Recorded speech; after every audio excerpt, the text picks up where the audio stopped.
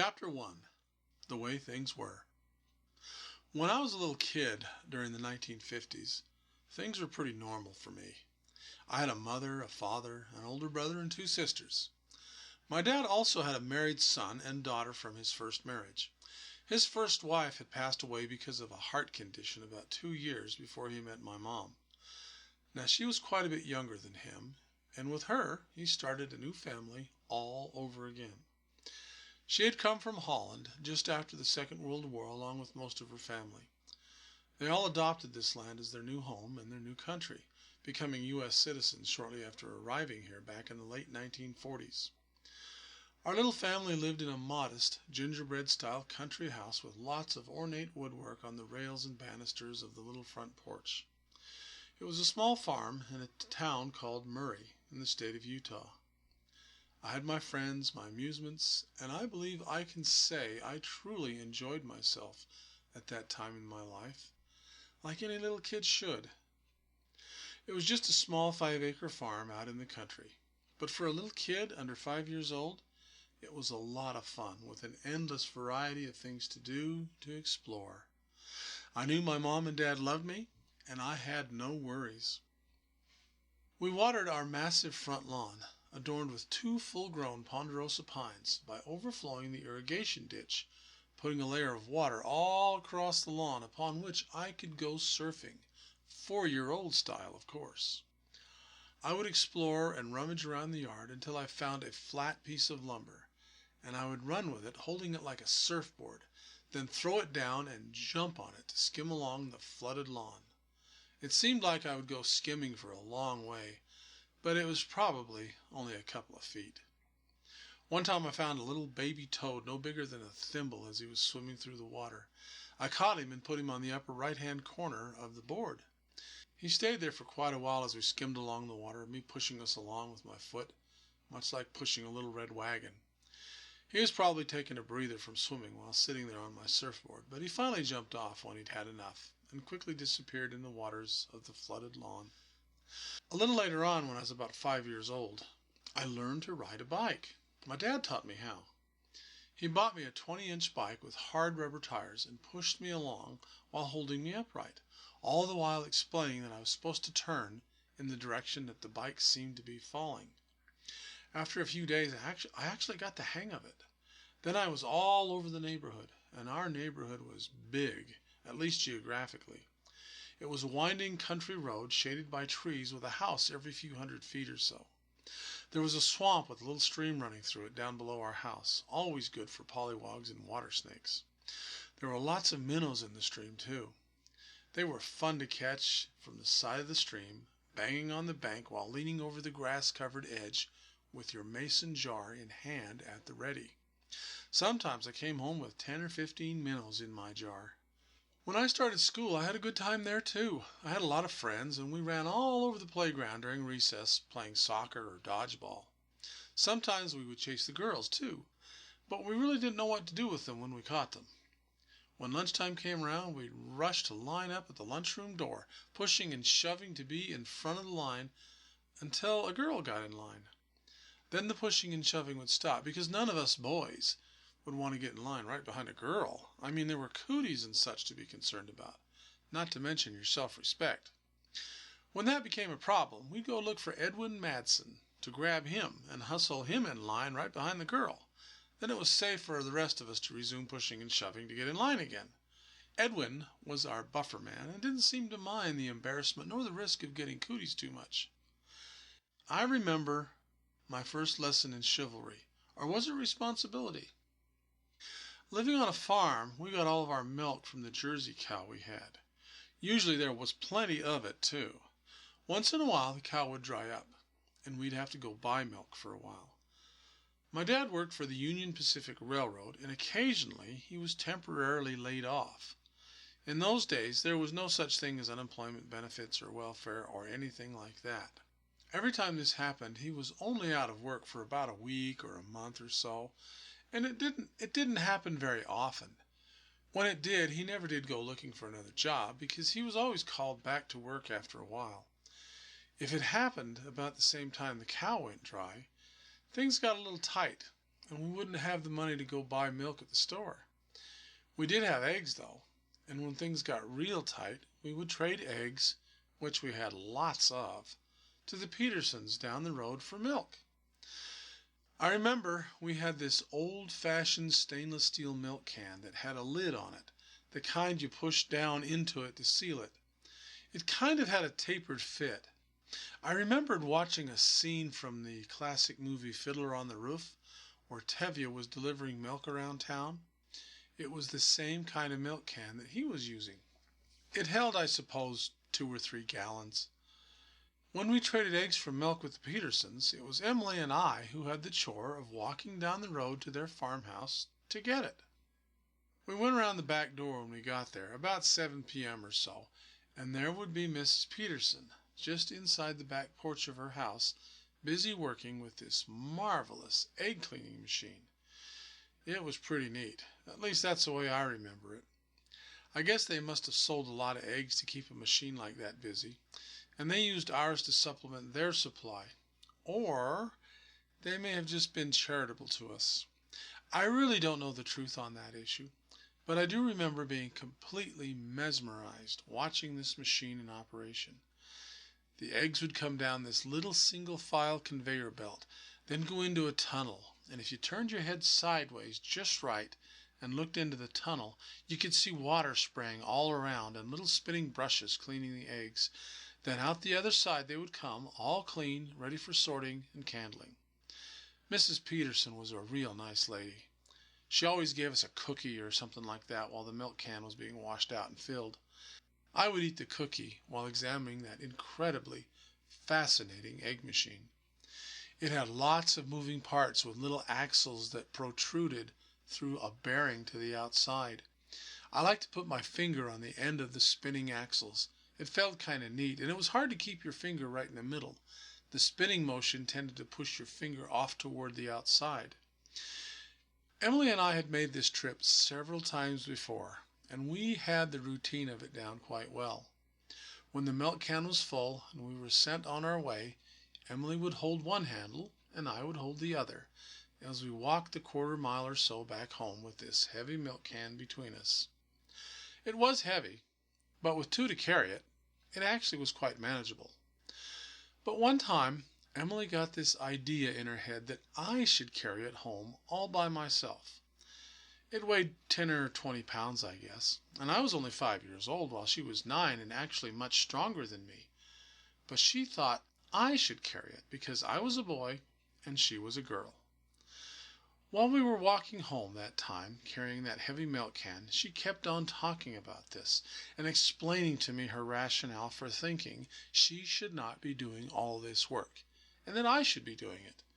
Indeed, I should be doing it all by myself. Then at some point, when we were about halfway home, she put her side of the milk can down on the road and told me I should take it from there. I protested and told her that she should help because it was too heavy for me alone, and she did have an obligation to help. That's why Mom sent 2 of us, etc., etc. Well, Emily didn't think very much of my protest nor my argument. She just left it standing in the middle of the dirt road and said she wasn't helping anymore.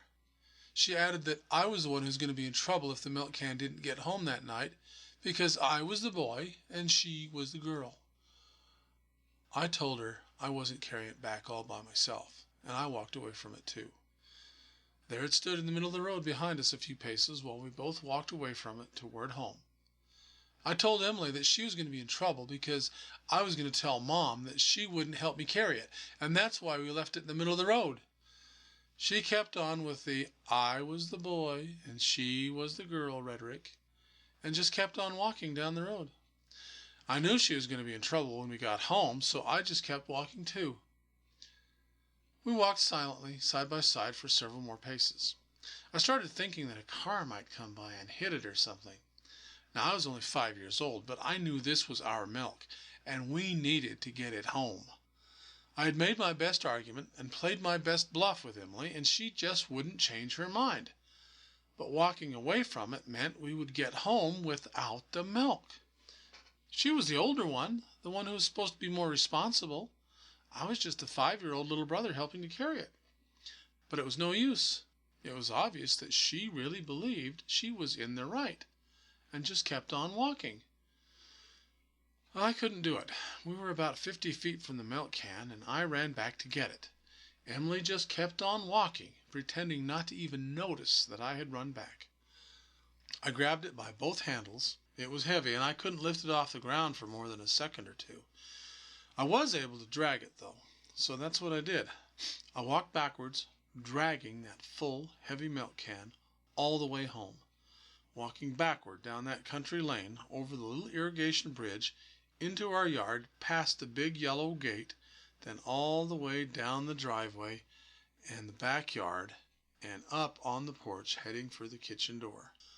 About the time I was trying to get up the steps onto the back porch, my father came out of the house and saw me struggling.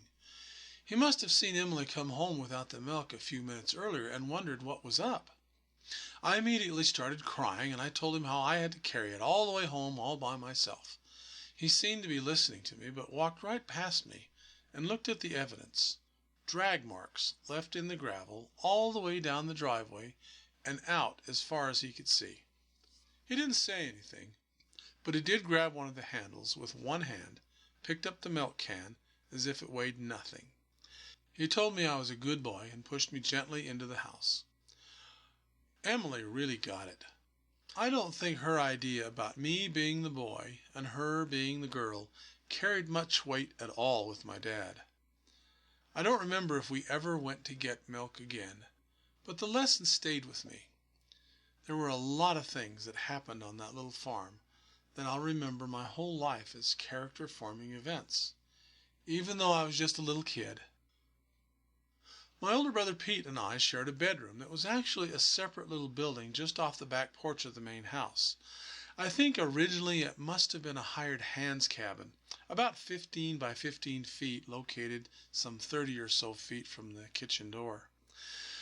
Pete had this room all fixed up with shelves all around the inside perimeter for his stuff. There was a little pot-bellied stove in there, too, that we almost set the place on fire with one winter night when it was really cold outside. Pete used to love to hide around corners inside the various buildings on the farm, waiting for me. Usually, just after it had gotten dark was the best time. He would pick a place knowing I would be going out there, and would lay in wait somewhere inside, well hidden. Maybe Mom told me to go out and gather the eggs, or put some oats in the cow's feeder box, or something like that. If Pete was in the right place at the right time, he would have heard it and went immediately out the door to go hide and wait for me. I would typically walk unsuspecting into the barn or the chicken coop, which was nearly completely dark by then, and just before reaching the light switch, he would jump out from somewhere and yell something scary. I would jump, and maybe scream too. He really enjoyed that, especially if I screamed. The best one of these events that both he and I remember to this day was one night when Pete had to stay late at school for some reason. It was dark and getting late, and I just wanted to go to bed, but Pete wasn't home yet, or so we thought. I didn't want to go out to our room all by myself, but it was getting rather late, and Mom told me to just go out there anyway and get to bed. Pete would be home when he got home. Well, I walked out there and opened the door a crack and looked in. It was pitch dark and looked pretty scary inside. Remember, I was only about 7 years old when this happened, and most everything looks scarier than it actually is when you're that age. I carefully stepped inside next to the dresser to reach the light switch.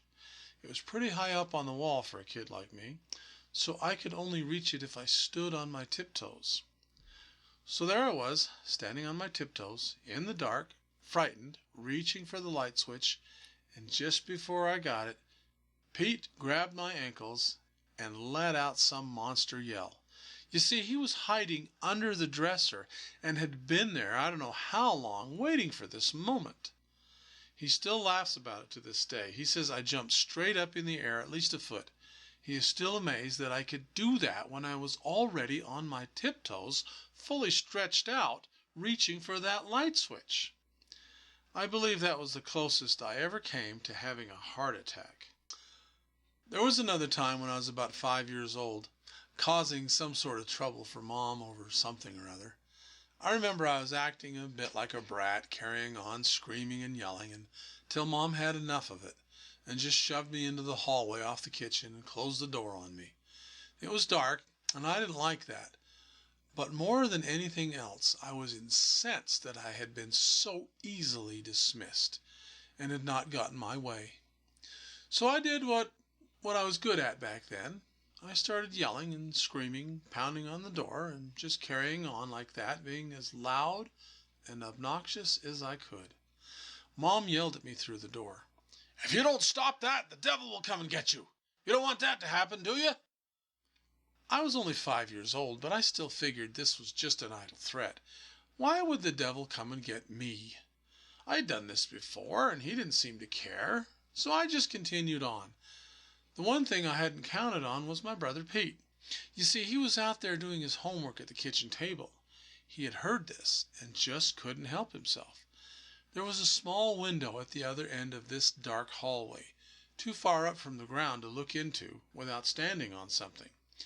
Pete slipped outside and around the house, got something to stand on, then reached up and started to knock on the window. With the threat my mom had just given me and the fact that the window was too high off the ground, I immediately figured it must be him out there. Even though I couldn't see anything there at the window because it was too dark both inside and out, I was quite able to envision who it was out there banging on the window. There he was in my mind's eye, tall and thin, in full devil regalia, gold chains around his neck, horns on his head. That was him all right, and he was out there at the window, knocking to let me know he's going to be coming in to get me in a minute or so. Upon that realization, I let out a blood-curdling scream that was clearly not a brat yelling, but a boy now transformed into sheer terror. Mom opened the door to see. "What now?" I don't think I was able to verbalize anything that made any sense. I just motioned to the window in terror. Just about then Pete came inside the kitchen door, hiding a grin, trying not to laugh, then suddenly got very busy doing his homework. Mom figured it out pretty quick, and Pete got into trouble. She didn't think it was very funny at all. She made him tell me it was really him out there. She also made him show me how he'd done it, standing on an old chair to reach the window. I was still in a state of terror, but that seemed to help a lot. I couldn't remember why I was throwing the tantrum anymore. Still can't.